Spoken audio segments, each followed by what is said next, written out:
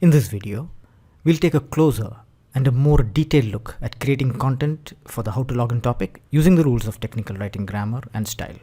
This was asked of you in your assignment. So how did you do? Was it easy or difficult? Don't worry if your assignment doesn't look similar to mine, but do take notice of the errors that you may have made. If you got the statements numbered sequentially in my topic or even came close to it, pat yourself on your back. Congratulations, you have come a long way.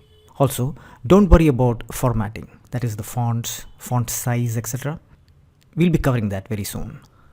You might have noticed in my TOC that the topic under discussion is titled How to Sign In, when all along I've been talking about the How to Login topic. Why did I use sign in instead of login? This is where the style guide comes into play. So early on in your technical writing career, keep the style guide, in our case, the Microsoft Manual of Style for Technical Publications, open in another window as you go about your work. The obvious question, when or how often do you consult the style guide? The answer, whenever you are in doubt about the usage of a particular word or whenever you feel something is ambiguous, as it is in this case with the word login, consult the style guide. You can also consult the style guide for usage of words, phrases, program interface items, and grammar too. And according to the Microsoft Style Manual, the single word login is not to be used. Log on, log off, that is separate words, and log on and log off, single words, are all correct. However, the style guide also mentions using sign in as most appropriate to sign in to an application on the internet, as it is the case with MS Outlook or Yahoo Mail or Gmail. In fact, the MS Outlook sign-in web page itself uses the words sign in. Therefore, the correct title of this topic is How to Sign In. Now at this early stage, don't worry if you find yourself consulting the style guide very often. As time passes, you will find yourself depending less on the style guides. As mentioned in an earlier video, don't be hard on yourself if your help file isn't 100% style guide compliant. You have committed no crime. The key is to not bungle on the functionality. For instance, while documenting this topic, how to sign in to MS Outlook, if you mention the web URL as www.gmail.com, then we have a real problem. My advice, try and stick to the style guides as much as possible, but don't feel let down if your guide isn't 100% style guide compliant. Now, let's take a closer look at the contents of this topic. First, notice that my topic has some introductory lines. This is a nice way to lead the reader to the topic instead of bluntly starting with the heading to sign in to Outlook.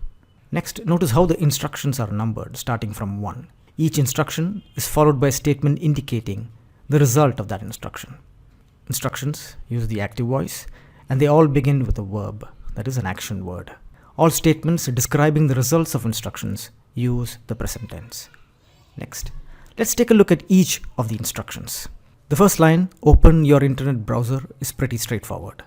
The second instruction step, go to www.outlook.com, could mean a number of things. 1. It could mean entering the URL, that is www.outlook.com, in the URL field of your browser and then pressing enter on your keyboard. 2. You might have also saved the link as a favorite in your browser and you could have opened it from there too. So, go to www.outlook.com is a simple sentence asking the reader to open the sign-in page of the online application MS Outlook.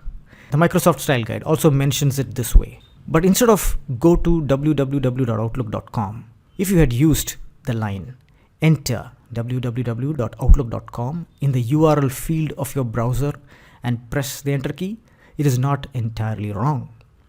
Notice that the instruction step go to outlook.com has a link. Help-in Manual automatically converts the text to a link if it encounters the www or the http in a phrase or in a sentence. These links can be edited too. We'll look into this later. The result of the step, the MS Outlook sign-in web page appears, follows the instruction and does not appear as a separately numbered step. Also, here if you had used a line such as the MS Outlook sign-in web page is displayed, it is not wrong either. However, avoid the usage of web page opens, which is not correct. Don't worry if you didn't get these steps perfectly right as I have been explaining here. They'll get better with time and practice. It is also to be noted that the Microsoft Style Guide does not say that statements such as the web page opens, the web page is displayed are wrong.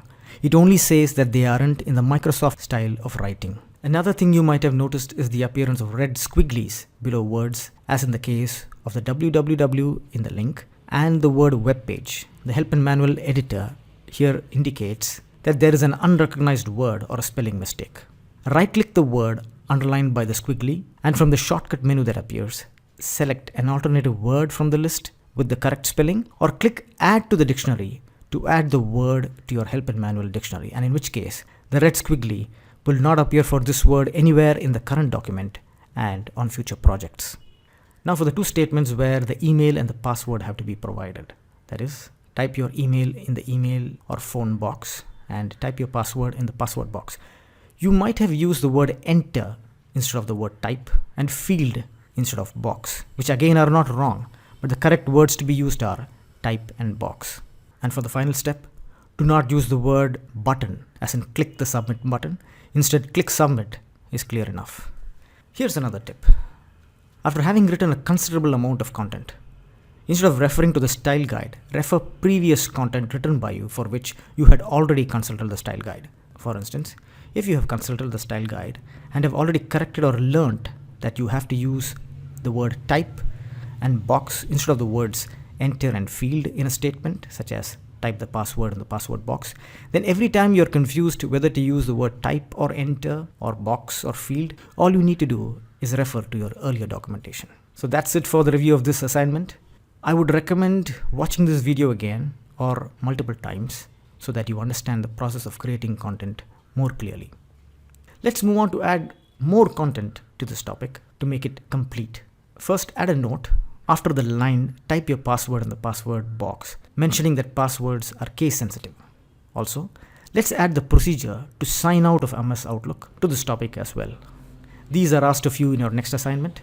We'll then revisit and review this topic again after your assignment.